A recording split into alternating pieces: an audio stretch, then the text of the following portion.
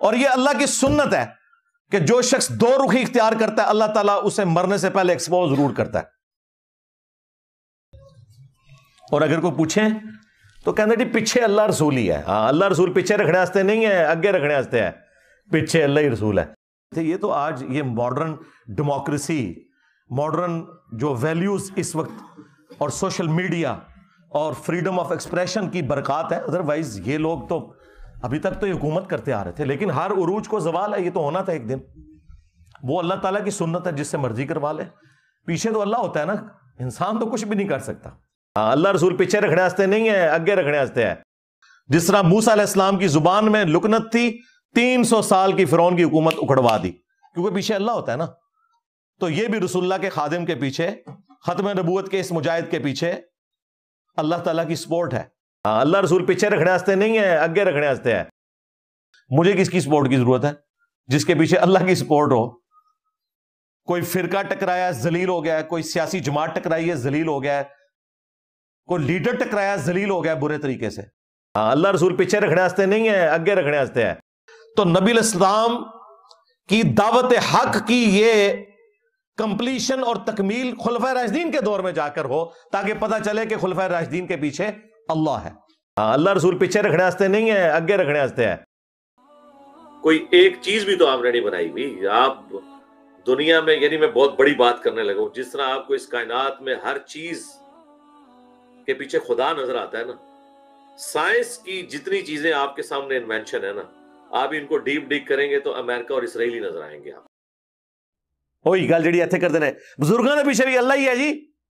ہاں سرکار تواڈے وڈے بھی یہی کہندے سن کہ لات عزا منات کے پیچھے بھی اللہ ہی ہے.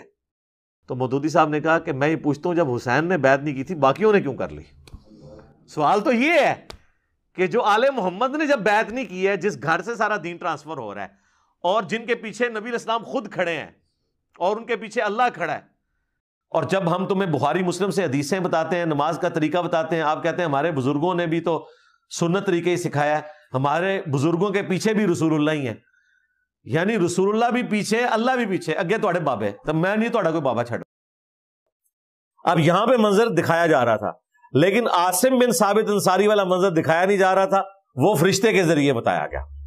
لیکن پیچھے اللہ ہی ہے, کسی کے اختیار میں چیز نہیں. وہی گل جڑی ایتھے کردے نے بزرگاں دے پیچھے بھی اللہ ہی ہے جی. ہاں سرکار تواڈے وڈے بھی یہی کہندے سن کہ لات عزا منات کے پیچھے بھی اللہ ہی ہے. God is the only explanation of all the physical phenomena in this universe. اس کائنات میں ہونے والے ہر فزیکل فینومینا کے پیچھے خدا ہے, اللہ ہے. اللہ رسول پیچھے رکھنے واسطے نہیں ہے, اگے رکھنے واسطے ہے. انبیاء علیہ السلام یا صحابہ کرام اہل بیت اولیاء میں سے کسی کے متعلق یہ جملہ کہہ دیا جاتا ہے بعض دفعہ کہ ان کے پیچھے اللہ ہے, تو اس کا مقصد صرف اور صرف یہ ہوتا ہے کہ ان کو اللہ تعالیٰ کی تائید حاصل ہے, اللہ تعالیٰ کی حمایت حاصل ہے.